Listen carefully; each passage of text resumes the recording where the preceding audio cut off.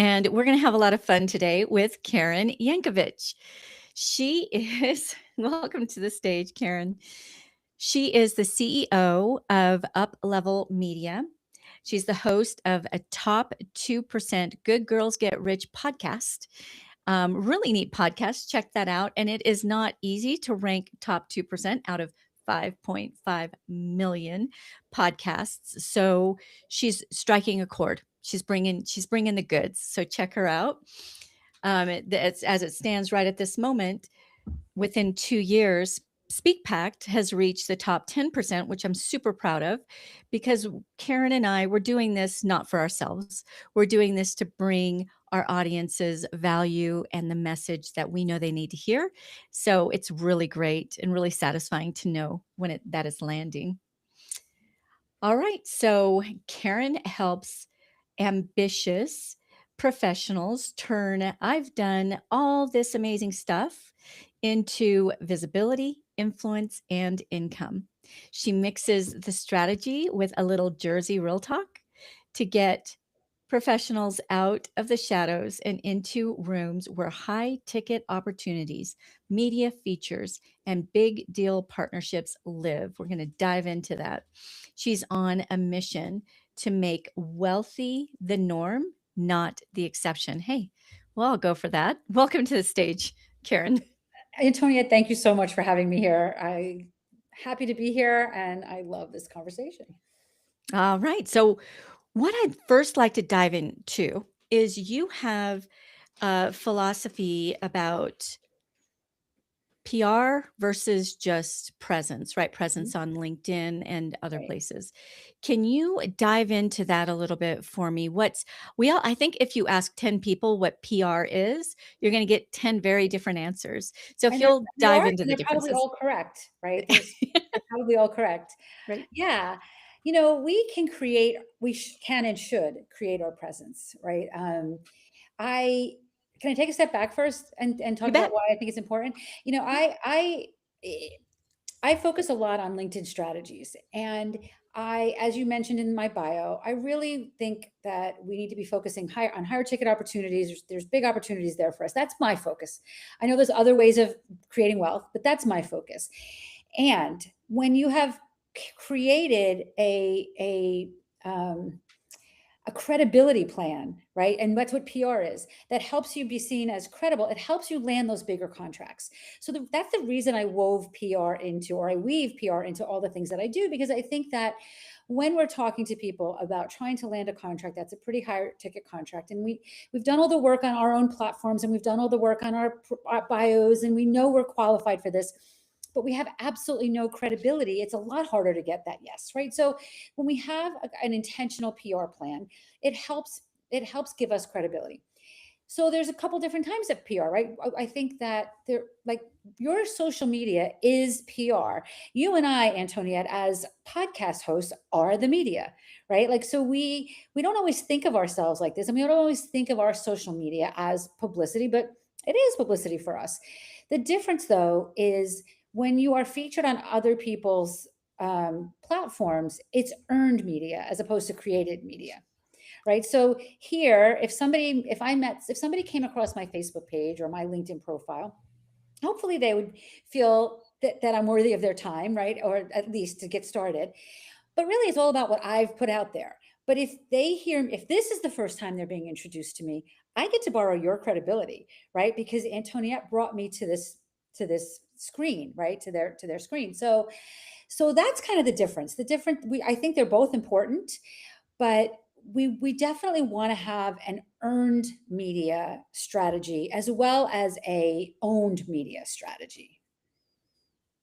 So there's earned, there's owned, and there's bought, right? Paid Exactly. Yep. media. And paid is a great way to go when you've got $10,000 or $20,000 a month to put towards that, right? Right. I like to sit in the middle, like helping people make enough money that at the point where they can hire a publicist is fantastic, right? But until we get there, there's a lot we can do on our own. So, like you said, I would not have brought you onto my show, put you in front of my audience. We've put years into this unless I trusted you. I trusted that you were going to bring some value. Right. So right away, my audience trusts me, so they're going to trust you, and Exactly. vice versa. When somebody's on your show, you Mhm. vet them. You're not going to Right. bring just anybody onto your Mhm. show. Your audience is far too priceless to you for that. Even though most podcasts don't make a lot of money, it's often a passion project and also a way to build your authority. Yeah. So we're not going to risk that if we don't believe in you. So instantly you get that third party verification, you get Right. that know, like, and trust factor because they get to hear you and experience you. You know what's sad to me, Karen, is I have speakers who absolutely they feel like being on a podcast is a waste of time. And it is if you're on the wrong podcast in front of the Well, wrong I would agree with audience. that ish. Yeah. Ish, yeah. Yeah. I mean, listen, I think that I want you to be intentional about your time. I absolutely want you to be intentional. We're busy. We don't need to be wasting our time on podcasts that don't bring us any value. And if somebody throws your name in a search bar to see what comes up about you and 20 pages come up, that's credibility too, right? So I Right. don't want you to pitch yourself to podcasts that are of no value to you. But again, we're building a credibility platform here. So sometimes we don't know, and it's okay if we do it and then find out, yeah, I'm not really sure why I did that one, but at least it'll come up in the searches. That so that goes right back to what you said about intentional PR. So let's talk about that a bit. So I think this can work even with paid ads. There are people who've said, "Ah, I paid for, put out $20,000 in ads and it didn't work. It didn't work for me." And I think that has a lot to do with the that planned intentionality. So can PR become a full-time job? How do you do it effectively and intentionally versus just I'm going to try to be everywhere for everyone just to see what lands? Yeah. Well, I don't consider myself like a business strategist as much as a marketing strategist. And part of a marketing strategy for people in my world is, let's just use podcasts as an example. How many podcasts do I want to be on a month? Do I know the exact formula? If I'm on 3 podcasts, it will bring me 2.5 clients, and that will into. I don't. There is no exact formula, but I do know that when somebody comes to me and it's a big opportunity, at least 50%, if not more, percent of the time, they say, "Oh, I saw Karen featured in the magazine." And I wanted to work with her. The biggest opportunities I get often come to me from publicity that I've done. And so you might not be able to track the effectiveness of each and every interview that you do. In fact, you're not going to be able to track the effectiveness of each and every interview that you do.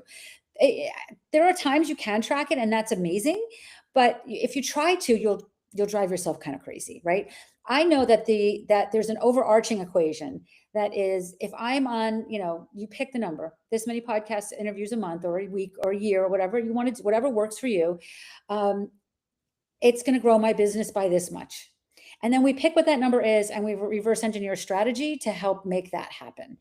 And I think that is more important, knowing that it will happen, than trying to spend a lot of time trying to figure out exactly what that formula is. So good, so good. So let's talk about when you talk about, let's say, an intentional PR plan, should you narrow down where you're going to be seen? Meaning, like, I can be on Facebook, Instagram, TikTok, LinkedIn, and paying for ads, and you're doing all of being on podcasts, and I get flipping worn out, right? Mhm, Where we intentionally put our most energy is in LinkedIn, mhm, and then our LinkedIn content can be put in other places, but that's not where my focus is going to be. Same with the podcast, right? I'm very intentional about the podcasts that I'm on, just as intentional as the guests I bring onto mine. Um, but then I've got so much great content to work with to put in right. other places. So I think there's a way to really kind of consolidate energies as well. Can you speak a little bit to that? Like who should pick Instagram over LinkedIn, or should you? Like, how does all Yeah, that work? it's really interesting. I've been spending a lot of time lately on Threads. So LinkedIn is where I spend most of my time, but I'm really enjoying Threads. Threads has just become a place that I like to hang out, which it's been a long time since there's been a social media platform that I like to hang out. And there was a post there this morning by a woman. I live in Northern New Jersey and she's from Northern New Jersey. And she posted something about she's creating this women's event and she's looking for sponsors and she's hitting a brick wall. And, here's her, and she, anybody have any advice for her? And so she had a link in it to her event. She had a link. And then in that link, there was a link to her media kit. So I poked around a little bit and she had all of those places, right? Instagram, Threads, like blah, blah, blah, blah. No sign of LinkedIn anywhere. So I jumped into the conversation and I said, we don't know each other, but I'm also from Northern New Jersey. And I also know, by the way, like side note, I know I've got credibility here, right? Like if she chooses to check me out, then I'm going to check out because I've worked intentionally to do that, which is what we're talking about here, right? So I said, if I'd be spending a little bit more time on LinkedIn, I said, I just went through all your stuff and I don't really see even any mention of LinkedIn. Are you spending any time there? Because that's where I'd be building relationships for sponsors and for media partners and things like that. And her response to me was, yeah, I tried that. Nobody responds. Oh, and at the end of it, I said, let me know if you want to have a quick chat. I'm happy to help you. Her response was, yeah, no, I tried that. It doesn't work. Like, okay, I tried. Do you know what I mean? So we get caught up in I'm going to call it hysteria of social media sometimes. And we think that it's all the places. You can be micro targeted and spend a 1/10 the amount of time that you spend on all those other platforms on LinkedIn and have better results. But it's so hard to get past the noise that says, well, this person's on Instagram and this person's here and this person's there. So, I think that I'm not going to say there's not a place for a strategy on those other places. They're not my area of expertise. So it's hard. I don't really want to be saying don't do them. I do them. But like I said, I use Threads more for conversations and for meeting people, but I have had some great conversations there and I have got some business there. And we started to post more, LinkedIn tips and hot takes and things like that there. But none of that stuff happens in my world or anybody's world that comes to me for strategy before the LinkedIn work, before the outreach to the people. Because if you're sitting here telling me, if you're listening to this and you're like, my strategy for the next 12 months is I want to sell a crap ton of low ticket products, I'm not the person for you to listen to. That's just not my area of expertise. There's plenty of people making millions of dollars doing that. So I know that there's a strategy for that. My strategy is that sounds exhausting to me. All those sales pages and upsell pages and thank you pages and landing pages just to sell something for $27 is exhausting. I'd rather meet some people, build some relationships and land bigger ticket contracts. And then by the way, when you're doing that, you can then pay people to create your low ticket product funnels, right? When you're bringing in the bigger money. So I think that it really depends on what you're looking to do.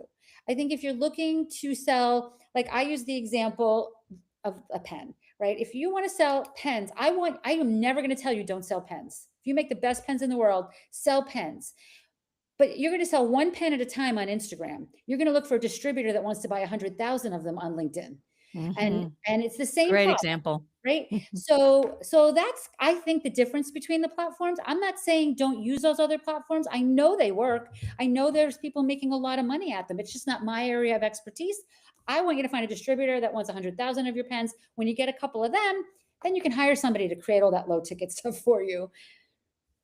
Such a perfect analogy. I've not heard it said that way, and that hits the nail on the head. That is the difference. That's one of the And reasons one more why. thing, Anton, Yeah, go ahead. to tie it back to what we talked about. If somebody comes across you and decides they want to talk to you about your 100,000 pen order, it's going to be a lot easier for you to sign that contract if you've built some credibility around being an expert at pens versus being like they put your name in a Google search and nothing comes up, right? It doesn't mean you're not good at what you do, but we're not giving them anything to help them to a yes. And the PR that we're talking about here, the earned PR, helps them to a yes when you find those bigger ticket opportunities. And people like to work with people. Right. They don't necessarily like to work with companies. Mhm. They like to work with people, even if it's a person in a company that they feel like they like and they trust. So let's talk about that for a moment. What's the difference between building your personal brand, personal professional brand, versus building your company brand? Because I know I have a company page on LinkedIn and there's a good bit of followers there, but there's not a lot of interaction. Whereas on my personal LinkedIn page, there's tons of interaction. So let's talk about that. Yeah. So I LinkedIn first and foremost is a place to network human to human, right? And it is, I will tell you that nobody, not anybody on my team, nobody has my LinkedIn login but me. If I'm talking to you on LinkedIn, it's me. Okay. And I mean, there's a couple reasons I do that, not the least of which is that LinkedIn is shutting people down right and left for sharing their logins. You logged in New Jersey at 2 o'clock and then in the Philippines at 3 o'clock. Obviously, you're not the same person, right? So they're shutting people down for that. And the last thing I need to be doing is teaching a strategy around this that's getting my clients' profiles shut down, right? But at the same time, it is networking, right? And it doesn't have to be done on, in fact, it shouldn't be done on a massive level. It should be done on a micro targeted level, a couple people each week that you think can move the needle in your business to take you to the bigger opportunities. The company page is more of a brochure to support that. Mhm. There's reasons to have a company page. Like I have a company page, and mine is very similar to yours. My company page has, a couple hundred followers. My personal profile has like 20,000, right? And so where do you think I'm putting all my efforts, right? And it's common, right? There are some company pages that are more that are bigger than mine, but mostly they're bigger companies like Pepsi or colleges or things like that. So there's a good reason to have company pages. I think it's important, but let's talk about the branding, okay? If you're a small company and you have 10 employees, right? And this applies to big and small, but let's just stick with that for now. Um, your biggest bang for your buck on LinkedIn is going to be having those individual employees doing outreach on LinkedIn to their own personal networks, right? We know this. Antoniette, we've known this. Your net worth is your equal of your network. You're the sum of the five people you know. It's not what you know, it's who you know. Like we know this. We don't always pay attention to it, but we know this. We've known this forever, and it's still a fact, right? However, if you're a company that invests in the personal brands of those 10 people and they're all associated with your business page, you've immediately upgraded your business brand because everyone that works for you looks like a rock star, right? So the personal brands are so important to the business brand where LinkedIn is concerned. Now, I mean, logos and colors and all that other stuff about branding in the companies, no, I don't, it's not all that important on the LinkedIn. But the business page, where the business page brings a lot of value to small business owners and larger business owners, but is the connection from the employee, like employee to employee connections. I use business pages a lot to find people that work for companies. Like if I had met with that woman in New Jersey that was creating, I'd be like, we're going to go into the company pages of the corporations you want to be sponsors, and we're going to find the exact right people within the company page that you want to do outreach to. Right. And then we're going to see who's active on LinkedIn. So there's a huge value to having a company page on LinkedIn, but the value, the money and the opportunities and the contracts come from the human to human piece of it, from the personal brands. Mhm. Yes. Well spoken. Okay, you've mentioned this a couple of times, and I'm making my assumption, but I'd like to just hear how you define this. So, what is a low ticket offer to you? Kind of the range and the level of service that might bring, the level of transformation versus a high ticket offer. And then let's talk about why that's important for a corporate trainer or a speaker. Yeah. So much has changed in the last few years. And I think the pandemic probably had a lot to do with it. Everything got really noisy. So I don't know that I really want to throw dollar numbers out because it's a perception, but I do know that in my company we've created more low ticket offers in the last year than we ever have before, because I think people need to. Well, I'm not even gonna say need to. I think if somebody's watching this right now and they're like, "Wow, I'm really interested in what Karen has to say," I'm not sure they're going to just quickly whip out their checkbook and write me a $10,000 check, but they might buy a $50 something to see what they think about the way that I work with people. I think that's becoming more important now than it was before. So depending on your strategies as a speaker, you may or may not need those low ticket offers. Right. But I do think that and I really discovered that one, not discovered it, but I came to the realization one day. I came across somebody that I didn't know before. Somebody said, you really should follow this person. So I followed them and I found myself buying like a couple of their $20, $30 things to get to know them better. And I was like, wow, I don't give people that same opportunity. Like I don't offer that to people. And it made me think to change my strategies a little bit, because I do think the world we live in now, that's more important than it's been before, because there's so many people making so much noise. We just don't know who's credible or not. So people might need to just invest a little bit to check you out now, where maybe 5 years ago they might not have needed to do that. So to me, that's more important than the actual dollar amount, is the kind of the energy behind the lower ticket and the higher ticket offers. But I do think too, like we have to, let's talk about the higher ticket offers, because that's where the juice is, right? That's what I love. I think that whatever your number is, whether it's 1,000 or 5,000 or 10,000 or 100,000, I want you to be able to say that number, like you say, please pass the salt, and know that if you're in the investment in whatever you're offering is $10,000 or $100,000, it is valued, it is worth 10 times that.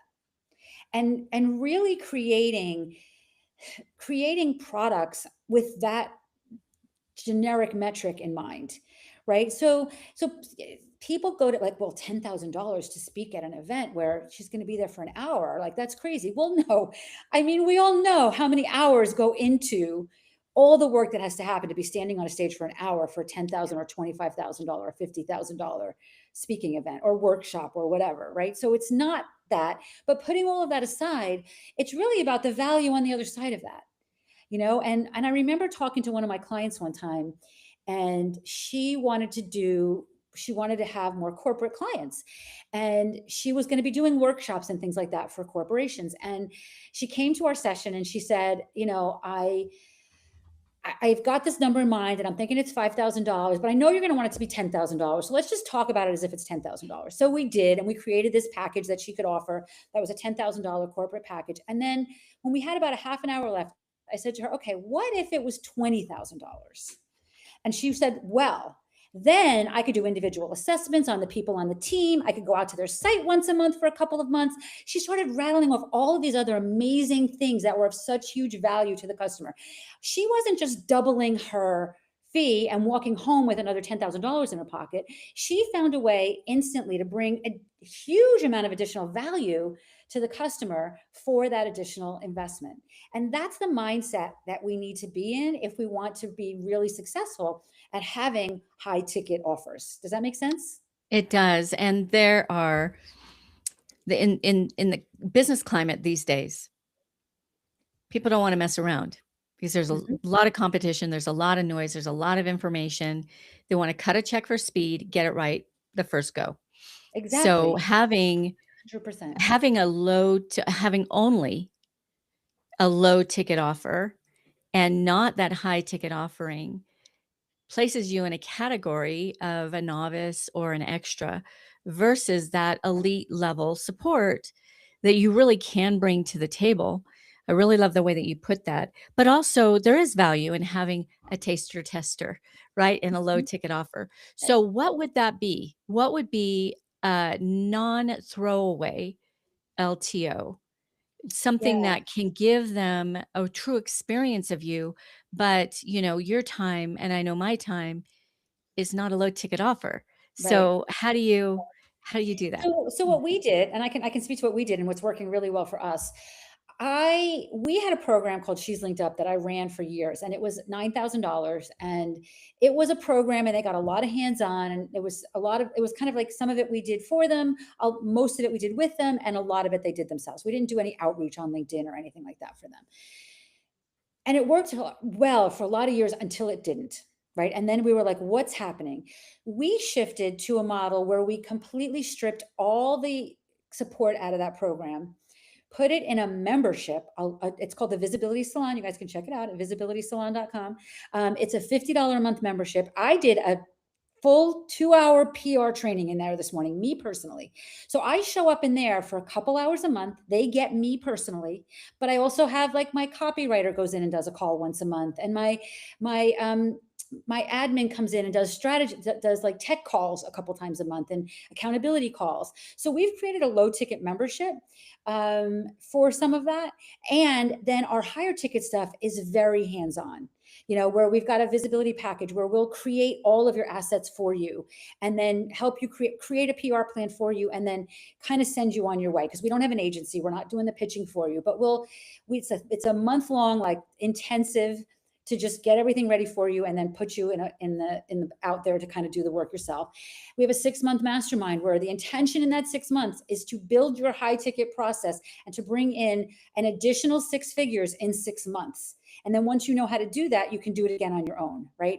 So we've recreated what we're doing to be much more either done for you or high results based, higher ticket things. And then we're just still giving so much value in our lower ticket offers. I mean, what I gave my people this morning in the visibility salon and the training that I did was, we had it in our higher end mastermind a year ago where they were paying me, $1,000, $2,000 a month. And that's where they got that training. Now they get it for $50 a month. Right. But to me, there's 2 sides to it. To me, I feel like I give my podcast and we're doing 2 a week now. We give my podcast every week to people. And that's kind of how I support people that can't afford to invest at a higher level. But I just really felt called to serve people that weren't ready to invest at a higher level. And I'm hoping that some of those people will shake enough out of the lower ticket program that they can then start to invest at that higher level. Well, there's kind of a whole beauty to that thought process or funnel, if you want to call it that. So let's say to the speakers out there, I'm if you listen to the show at all, you know that I am not into one shot wonders, right? I'm not into a talk is the event. The talk should be the first step in a journey. So what's neat about what you're talking about, whether it's $50 or really, I think that could go up to $350, whatever, Oh, yeah, and it um, will, and it will, but we just started is it, like, 6 months ago, uh-huh. and we're Yep, yep. comfortable where it is right now. You gotta Yeah, shake out the right, we're totally. comfortable where it is right now, Um, and as long as I'm comfortable there and it's working, I'm happy to keep it there for now, but I so agree with let's say you get an engagement and you're paid $15,000 to do the 60-minute talk, and you're allowed to give a free gift you. Mhm. afterwards. Very valuable free gift could be 1 month membership, Exactly. complimentary to this audience. Absolutely. And they get to experience that. And then, wow, of course, they want to keep going on and they join your membership. And then, wow, I see some real possibility here. This is my thoughts is low ticket offers should show the possibility, Yes. should show what's possible Yes. and talk a little bit about strategy. But if you really want to get the strategy done, launch Right. on the right trajectory Right. and get to where you're going, Right. then that's the next level. Right. So I'm going to be interested to hear back from you to see Yeah. how that all Well, and goes. that's exactly when I did this training this morning, I dumped so much stuff on them. But they're for $50 a month, they've got to do it now. Like and Yeah. we're giving them templates and things like that, but it's in their lap. But at the end, I said, and we can do this for you if you want. We've got Hmm. our product where we can do this 30-day jumpstart, this 30-day intensive. We can have it done by, the beginning of June if you'd like. Right. So, and that goes in our recording and that's there. And that's, I guess it's funnel-y, right? It's funnel-ish, but I do think that it feels good right now for us and it's working. So we're going to continue to do it as it does. But you're right. Our intention is not to get, our intention. You started out this by telling in my bio, I want there to be more wealthy people in this world because I think people with money have more choices and have more control of their destiny. And we're living in a world right now where that's kind of up in the air, right? So the more people that are secure financially, the better choices they have to make when things go a little crazy in their world. So that happens, so this is how I help I feel like this is what I can do in this crazy time that we Well, live and in. to add to that, Karen, the more good you do, the more good you get to do, right? The Right. better you Exactly. do, the more Exactly. ability you Right. have to Right. give. Exactly. I mean, it's so beautiful to be living a life where if something happens and you're like, I want to donate to that, you just donate to it, right? You Yeah. don't have to say or buy dinner tomorrow night, right? So it is how there's a ripple effect to it. And so thankfully it's working financially because it definitely serves me emotionally as well. Love that. Well, this is a good time in the show because I'm sure there are plenty of Speak Packed audience members who are interested in who is Karen Yankovich and how do we find her. So, Karen, how do you like to be found? Yeah. Well, my podcast is a great way to get to know me better. Good Girls Get Rich. And I mentioned earlier that we're doing 2 shows a week. We did a little bit of strategizing around the podcast for 2026. And um, the solo shows were really doing well. But I found myself, I really want to do the interviews. So now we release a solo show every Monday, I think it is.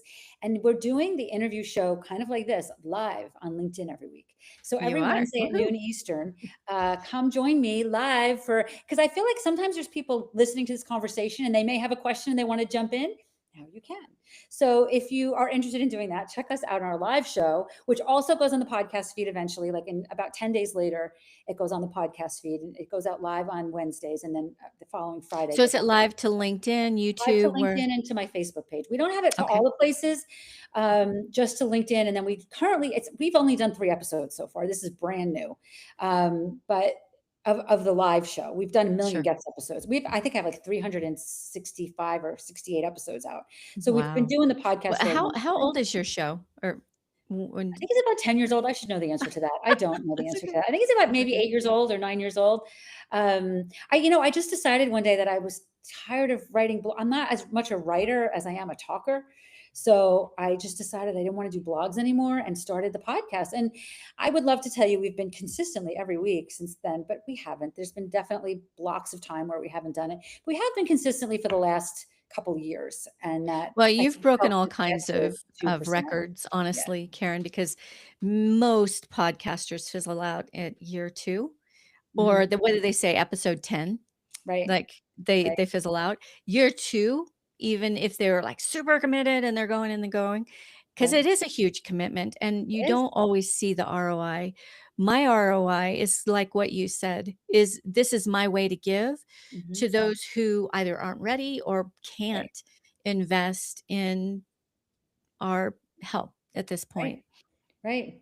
So check me out at the podcast. Connect with me on LinkedIn. I mean, that's always the best way to reach me. Tell me that you heard us here. Even better, repost the LinkedIn if you're watching this live on LinkedIn, or share the link to the podcast if you're listening to this on your podcast feed. Tag me, tag Antoniette, and we'll share it with our audiences. And this is how we extend that ripple effect, right? Tell us what Yes. you loved about this episode. And share that with your network. I would love that, and I'm sure Antoniette would as well. Those are the best ways to connect with me. And once you're on my LinkedIn profile, it's hard not to find other ways to find what I do. Yeah, and that everything Karen just said, though when you give, you get. So definitely do that. So Karen is Karen, Karen, and then Yankovich for those who are just listening in is Yankovich, Yankovich, exactly how it sounds. Of course, all of the links will be linked into the show notes, but we get notes from people who say that we are their daily workout listen or their daily walk Oh, listen. So some love some that. are just hearing us and not seeing the video. All right. So Karen, what else can you tell a speaker specifically who is a accomplished subject matter expert? Maybe they've been building a brand for a company, but now they're ready to reinvent themselves and they really want to make their own personal brand and make speaking and maybe corporate training a major part of their revenue model and possibly kind of start stepping back from the day to day. Yeah, this is a good topic. First of all, you have to remember that you're not starting from scratch, you're starting with experience. So create your personal brand, and that's specifically, I'm talking about your LinkedIn profile, from that place. It's not your resume. Your resume is all about who you used to be. Your LinkedIn profile should be positioning you for the career you're stepping into. kind of like dressing for the job you want, right? So talk about those things. Don't make stuff up that isn't true. But I am sure that there's plenty of accomplishments you have in your life that you can pull from to create a brand that positions you as if you're peers with the people that have been doing this for 50 years, and create it from that perspective. But then network, network, network. I interviewed somebody one time for my podcast who wanted to speak at big corporate events, and he was so strategic about it. He would like say, in 2 years I want to speak at, AT&T or whatever, right? At their corporate event. So 2 years earlier, he'd start to connect with all of the event planners and he'd see what he'd keep an eye on the events that they run, and he'd start to connect with them, and he'd engage with those events. Often there's an event hashtag, right? He'd use it. He'd watch videos if they were available publicly. He would start to infiltrate, right, that world, and but build true relationships. So when the time came for him to pitch himself for an event, he was not a stranger. He was already well known to them. And if he said things like, I have been talking about you guys for 2 years, they can look at his LinkedIn profile and it was true. Right. So, I mean, that's the long game. There's a great short game as well, but don't overlook the long game. Right. Like, start to connect with people. I had a client one time who was speaking at an event. And as I was helping her create her strategy for that, I was like, wow, I need to speak at this event.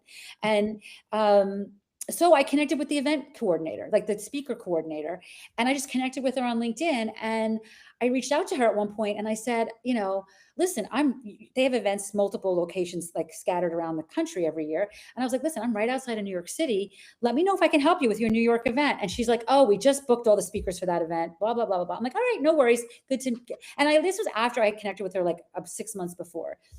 A couple of days later, she reached back out and said, you know what? I think I could put you on a panel. I'm like, okay. Do you know what I mean? And she put me on a panel at this huge event, right? But it came from me establishing relationships. And, as a podcast host myself, and I'm sure you've seen the same thing, I get a ton of cold pitches, and I very rarely even look at them because I don't know you. But if you are listening to this episode and you share it and you tag me and say, Karen, you guys were talking about this, I have a point of view about that one particular thing. Here's what I think about that. Connect with me, share it, provide me value, and then a couple weeks later or a month later or whatever, say, I have an idea for your podcast. What do you think about jumping on this? You're going to get a lot more attention from me than the other way around. So take that same strategy across your speaking career. It is, again, it's not what you know, it's who you know. You're the sum of the people you surround yourself with. Start connecting with the people that are going to bring value to your speaking career. If you're speaking at an event, connect with all the other speakers. Write recommendations for the hosts of the event. Invite people to the event so that when they show up, they say, Karen Yankovich invited me here. That provides such value to the event coordinators. Like, before the event, connect with the other speakers and say, listen, I'm speaking on Tuesday, but I see you're speaking on Wednesday. I don't want to miss your talk. Because guess what? If that speaker is speaking at that event, maybe there's other events that speakers has spoken at before or will speak at in the future that they can introduce you to, right? So network, like, and don't go wide, go deep into every event that you are a part of. And that right there, and again, I'm going to bring it back to our initial topic. If your LinkedIn profile is stellar and you've got credibility, you've been interviewed on podcasts or you've done some work on the earned publicity, it's going to be a lot easier. They're going to, when you connect with that speaker that's speaking on Wednesday and you're on Tuesday, and they see who you are, they're going to be like, wow, she's a rock star. I totally want to get to know her when we get to this event, right? So there's so much work you can do before the event, during the event, and after the event for each individual event that you speak at that can help you land future speaking engagements. Becomes And a that journey. right Yeah. there is like where this starts to become magnetic. Oh, love, love, love. There's so much there. All right. So generosity pays. You don't give to get. It's a law. It's just the law of reciprocity. It's just what is. The more generous you are, the more doors open up to you when you are valuable Right, and just generously give of some of that value, right, people will want more. right, It's just how it works. And I so often see people hold tightly to their chest, right? All their aces or what have you.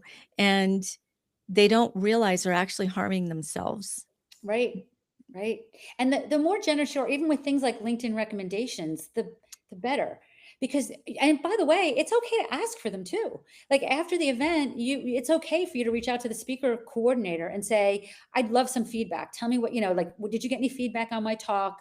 And then that can maybe naturally go into, assuming it was all good, it would really be helpful to me if you are you up for leaving me a LinkedIn recommendation, and maybe even leave them one. If you look at my LinkedIn recommendations, you'll see that I've written some for event coordinators, Mm. and like it's just such a pleasure to speak at Mary's events because she just makes the event run smoothly every time, right? And it's true. And again, it's just about being generous and providing value, and all of that multiplies. Ooh, so good. That's an area I have not paid much attention to in LinkedIn is the recommendations. We do the LinkedIn newsletter, so we give in that way. We post 3 or 4 times a week, so we give a lot, but I've not really I I'm could do I'm more gonna as look well. closer I at could do that. more. As those words were coming out of my mouth, I'm like, I really want to get to a ratio where I've given more than I've gotten, and I haven't Mhm. gotten there yet. And that obviously would be easy for me to do, but I haven't done it. So, Well, it uh, says a lot about people really being yeah, I excited to suppose, tell I how suppose, much but they enjoy working with you. right, true. I guess that's All true. right, Karen, you know that my final ask of the Speak Pact show is that you leave the Speak Pact audience with an actionable item, with something they can put into practice today.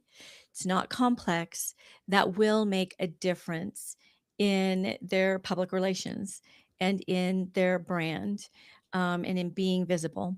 So, what would that challenge be that you would give to the Speak Pact audience? I would say, and this is could be PR oriented, but I want you to go into your current existing LinkedIn network and find 5 people to reach out to this week that you've already connected to. So many people are always looking for the next connection, the next connection, the next connection. But again, I want you to go deeper.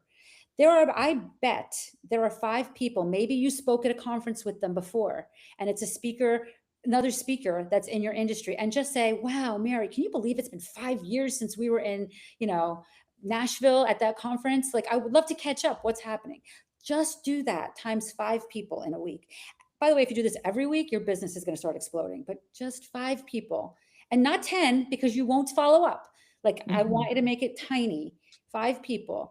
Reach into your existing network and reach out to 5 people that might be able to shake the needle or move the needle for you, whatever it is you're looking to do in the next couple of months. I love that. Somebody just did that to me, just yesterday. It's somebody out of the blue I hadn't heard from and loved her. Great. And earlier on, like in 2023, we, um, we were just more in each other's circle. And then, you just kind of gradually, I'm like, oh yeah, I'm so glad you reached out. And it just kind of reopened that door.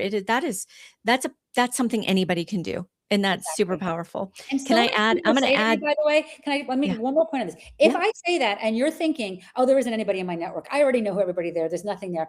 I am going to call you on that and say, do it anyway. Because I've done this with my clients who have said that to me, and they're like, wait, I didn't know she left AT&T and T and now works for this company. Like, you do it anyway. I promise you, you're going to find some good stuff. Oh, good. Okay. So take that challenge. And then I'm going to add a little Yeah. addition, if it optional addition. Grab 5 people, maybe you don't really know, but you are connected to in LinkedIn, and just do a gratuitous comment on one of their latest posts. Yep. Just don't ask for anything. Be generous, add an insight, let them know that you see them, and just contribute to 5 different people's posts every single day. What that'd take at 4 minutes, 5 minutes. But what that does, number 1, again, law of reciprocity, it helps their algorithms, so it helps them be seen more, it helps you be seen more because now your comment is shown to pretty much all of their people that get the impression of that particular post, and it puts you on their radar, similar to what you were saying, Karen, about sharing. Sharing is caring, about sharing. So, those are 2 things you can be doing in LinkedIn, but to Mhm. do Karen's first. And if you have time, do mine. But let's Yeah. say you set 10 minutes aside. Yep. every day to do those just 10 touch points. And I'm with you, Karen. I betcha that Yeah.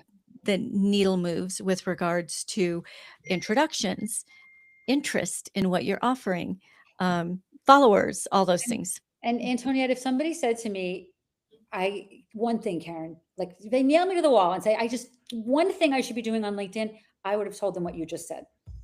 The Fabulous. most important thing you can do on LinkedIn is exactly what Antoniette just described to you, because that's more important than posting on your own. It is so valuable. So I love that we're so in sync on that. It's so valuable. It's all about just building relationships, and you know, it's more fun Well, this too. has been an insight-filled show. Thank you, Karen. You brought it. You bring it to your own show. Definitely check out Karen's show. Say the name again one more time. It's Good Girls Get Rich, and then on the Good Girls Get Wednesdays, Rich. Good Girls Get Rich, the conversations, and that's the live Okay. show. She's on all the majors, so check her out.